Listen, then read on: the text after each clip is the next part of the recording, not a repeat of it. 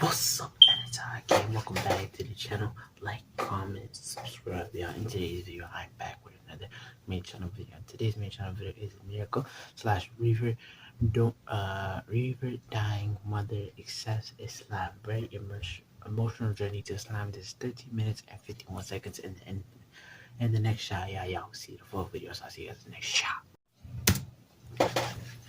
Let's go. Yeah.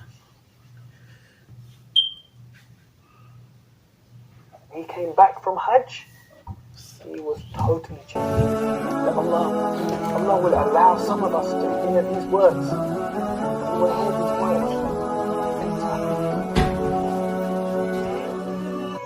The Hajj day one, yeah. So this verse is very dear to my heart, because this is my hope, that I will hear this.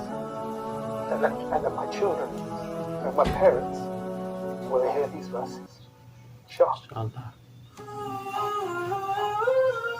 So my name is Rahim Socials. I was born here in London, in fact only a few hundred meters from here. I've always lived in London all my life.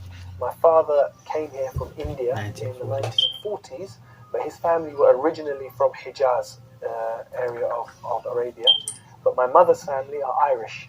So my mother and father, they met here in London. My mother was Irish Catholic. So we were brought up in a very liberal family, not really following one faith or the other faith. In fact, following no faith. I'm now 42 years old, mashallah. I'm married. I've been married for 18 years, 19 years. I have 5 children, alhamdulillah. 5, mashallah, 5 children, married 5 years to 42 years old.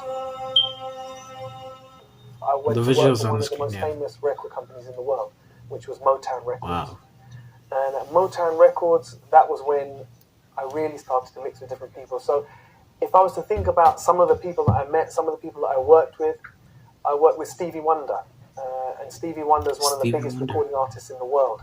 I was on the team that organized Stevie Wonder's 40th birthday party and the launch of his Jungle Fever album.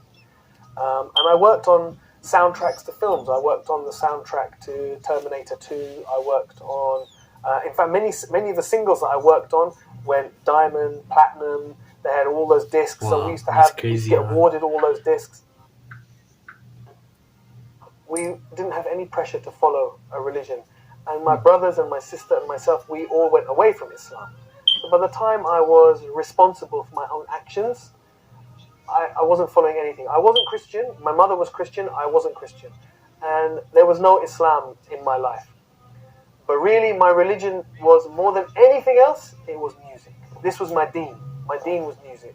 When I look back now, there were certain steps that brought me closer to Islam. For me, it was because of the relationship I had with my closest cousin and my friend. And we lived like this, 2 brothers, all the way up until 18 years old. At 18 years old, every summer we used to go for holiday together. And this one summer we made plan for the holiday. And he phoned me and he said, I've got bad news. I said, what? He said, I can't come on holiday. I said, no, why not? He says, I have to go for Hajj. I said, oh my God. He said, I know, what am I going to do? I said, I'll phone your mother. So I phoned his mother. I said, Auntie, please, don't send him. She said, no, he's going for Hajj. He's 18, he has to go for Hajj. I said, no, please. She said, no, he's going. He said, what can I do? I'm sorry. So I went on holiday with my other friends. He went for Hajj. When he came back from Hajj, he was totally changed. Totally changed. He started to grow his beard. He stopped coming out with us. He wouldn't come anymore to the places where there was mixing and the place where there was music and all of this. He just started to practice his deen. But when I used to meet him, he was content. He was happy. Things started to change. My career started to have some problems. My relationships started to have some problems. But my heart started to feel different. When things started to go wrong in the music business, and they didn't point of view. From a dunya point of view, they were very good. But inside my heart, I was feeling more and more depressed, more and more empty. And it got to the stage one day when I really thought I was going crazy. I was at my house. I thought I was going mad. And I remember thinking about God and making a deal. And there were many, many sins in my life at that time. Yeah, we're back. And I remember saying to God, to say, if you help me in this situation that I'm in now, I will give up all my sins for 3 weeks. This was the deal I made with God. And on that day is when I said, and I will open the Quran and I will read it. And when I opened the Quran and I read it on that day, like a miracle, the verse I read in English, after every difficulty comes ease. فَإِنَّ مَعَ الْأُسْرِ يُسْرًا إِنَّ مَعَ الْأُسْرِ يُسْرًا. And for me,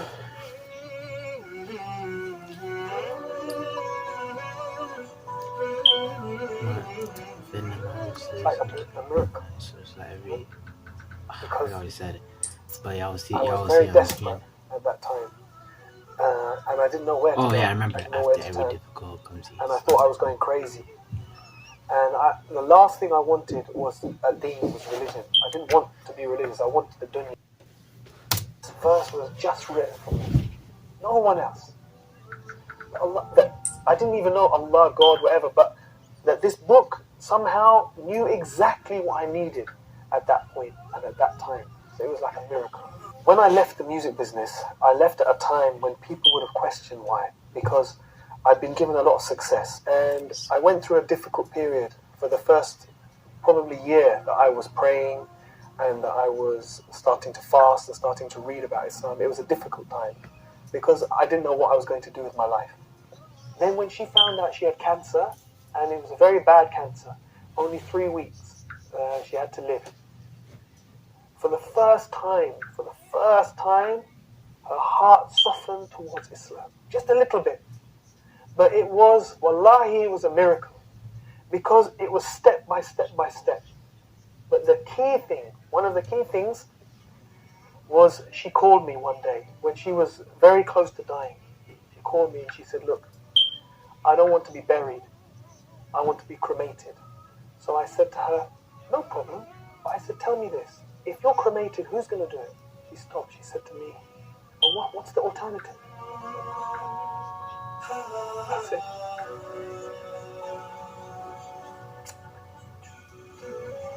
I said, the alternative is if you die, then your sons, me and your sons, we will carry you. No one else will see you. And we will take you to a place, and your daughter and your daughter-in-law, they will wash you, and they will prepare you, and they will wrap you in a simple white cloth. And no one will see you. And in one day, we will bury you in the ground, with no coffin, with no fuss, very, very simple. She said to me, that's what I want. I said, that's what I want. But now I had a problem. She's not Muslim. So she phoned my brother and sister and she said, I want a Muslim burial. I would just try very slowly to give her small, small bits of dawah. If there is a creator, he sent messengers. You think maybe he sent people as guides? One day she said, yes, I believe that. So Sheikh, for me, I was happy. She believes in a creator. She believes in messengers. I thought, inshallah, I have an excuse. I can make dua for her. I can say to the imam, inshallah, we bury her as Muslims. But my son, he was then 14 years old. He said,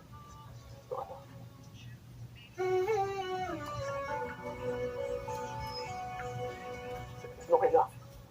He said, she has to say shahada. So I was scared because I thought if he tries to make her say shahada, then she will say, no, I don't want to say this. And then I have a problem. He said, don't worry, Amba, don't worry. I will talk to her. Yeah. So he went up to her bedroom. And I was downstairs for like 1 hour.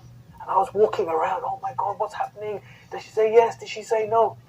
And he came down. Easy. He said, no problem. I said, what? He said, she gave shahada. I said, properly in Arabic? He said, yes, Arabic fully. No problem. And maybe 2-3 days later she died. Oh.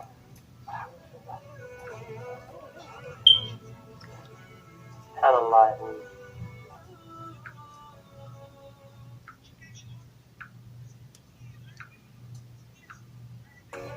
I had no plans to go for Hajj that year because there were too many difficulties in the family after my mother died unexpectedly like that.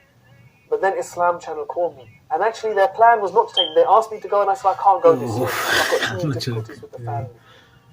Then at the last minute, when there was only a few days to go before Hajj, they approached me. They said, look, we've had some complications. We need you to come as a presenter this year. I said, I'm going to make Hajj for my mother. So within just 3 months of her dying, mashallah, I was able to go and I was able to make Hajj for my mother. And alhamdulillah, share that with millions of people around the world. And so many people, because she died in Ramadan, and I was doing TV work at that time, Allahu Akbar. People from around the world called and gave sadaqah in her name. Someone built a masjid in her name. So many orphans sponsored in her name. So, Allah is Ar-Rahman. Allah is Ar-Rahman.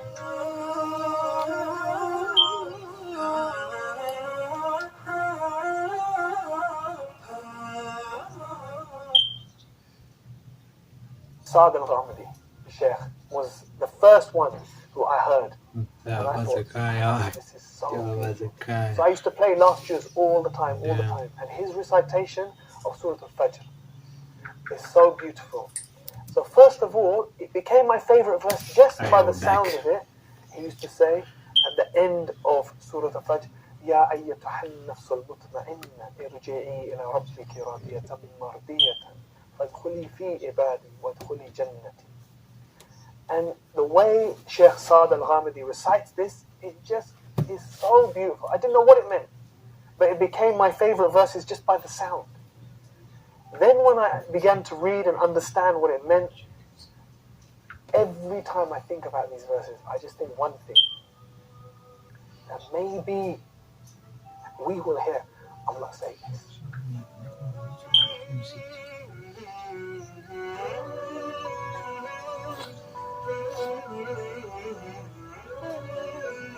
That Allah will allow some of us to hear these words, and we will hear these words enter. Damn. So this that hits at a heart. It's very dear to my heart, because this is my hope that we can hear this, and that my children and my parents will hear these verses. Inshallah.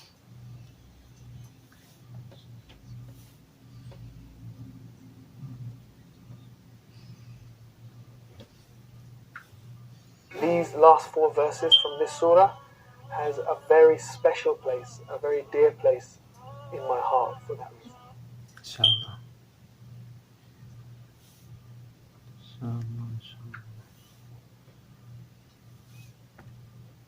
From the work that I've done, alhamdulillah, Allah has blessed me to have the opportunity to do a lot of privileged work.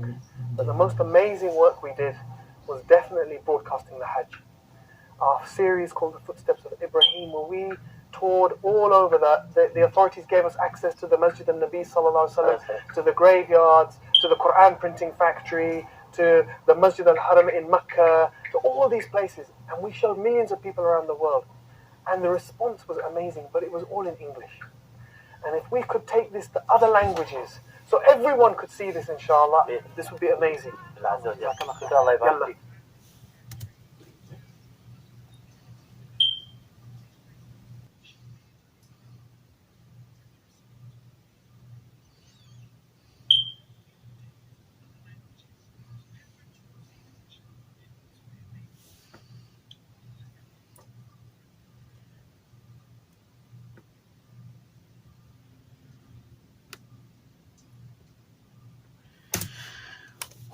I hope y'all enjoyed this video. If you did, be sure to like, comment, and subscribe for more banger videos like this.